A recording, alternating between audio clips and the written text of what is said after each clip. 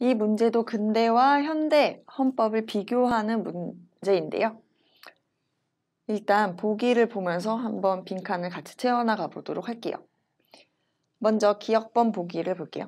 기역, 근대에는 현대와 달리 국가 통치기관의 권한과 상호관계에 대한 규정이 포함되어 있다 라는 지문이 있어요. 여기서는 니은과 달리라는 게 틀렸죠. 기역과 니은 모두라고 해야겠죠. 모두 포함되어 있는 거죠. 국가 통치기관의 권한과 상호관계라는 거는 이 헌법이 나오기 전에 시대에서는 왕이 중심이 되는 왕정시대였죠. 왕이 모든 정치를 했어요. 그런데 이 왕정에서 헌법으로 입헌주의로 넘어오면서 세계 여러 나라에서는 이제 대통령을 뽑기도 하고 국회의원을 뽑아서 국회를 구성하죠. 그래서 국회를 통해서 법을 만들고 우리나라는 대통령이 이제 정치 전반적인 걸 다 책임지고 수행을 해 나가죠. 이 사람들을 바로 통치기관이라고 하는데 권한은 이 사람들이 할 수 있는 일이라는 뜻이에요. 우리나라 헌법에는 국회에서 법률을 만든다라고 돼 있어요. 또 대통령이 행정부를 다 총괄해서 지휘를 한다라고 돼 있어요. 이런 게 바로 권한이에요. 그리고 상호관계, 서로 어떻게 할 수 있다. 국회에서 대통령이 하는 일이 지금 뭔가 잘못됐으면은 뭐 대통령의 직무를 정지시키고 탄핵을 소추할 수 있다라든지 이런 식으로 상호, 서로 간 어떻게 업무를 수행하는지가 규정이 돼 있어요.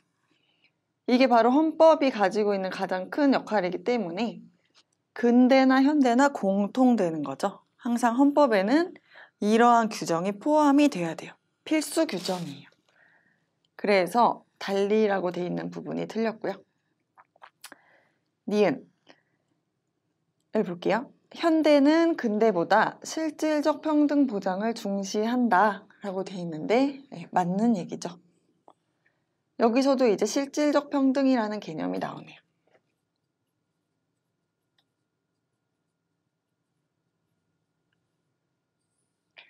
평등에는 두 가지 종류가 있는데 실질적 평등과 절대적 평등이 있어요.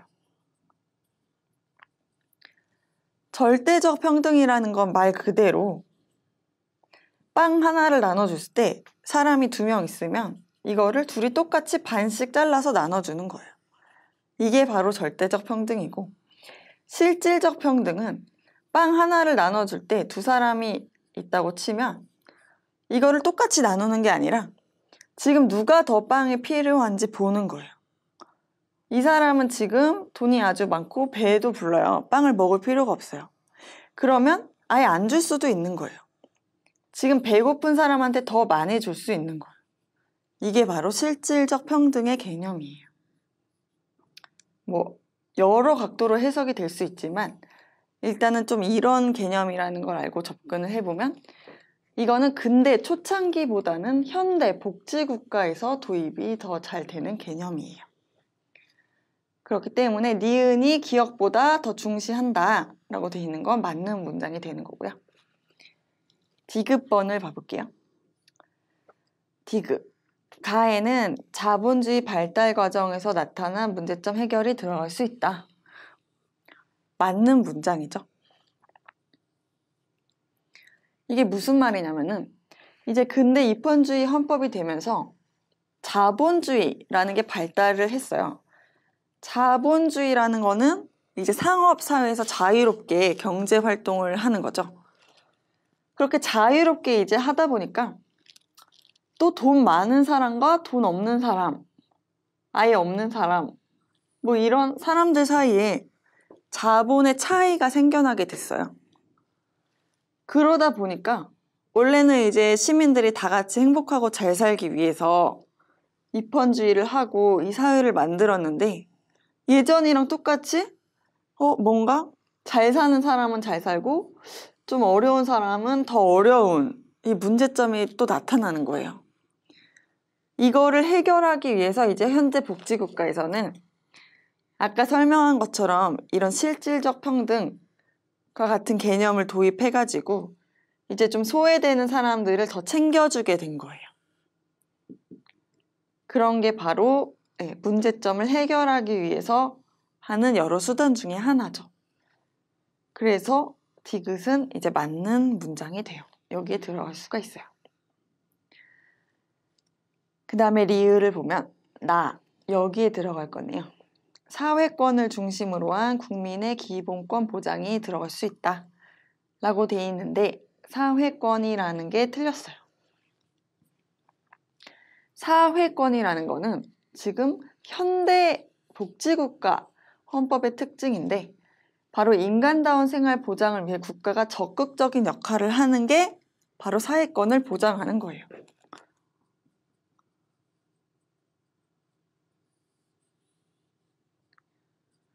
그러니까 아까 설명한 것처럼 이렇게 자본주의 사회에서 자본이 차이가 발생해서 소외되는 사람이 생기고 있다고 할 때 국가가 이런 실질적 평등과 같은 개념을 도입해서 이 소외되는 사람을 더 챙겨주는 거예요. 기회를 더 많이 주고 또 부담은 더 적게. 세금을 매긴다고 할 때 돈이 많은 사람한테는 세금을 많이 매기고 돈이 지금 없는 사람한테는 세금을 적게 매겨요.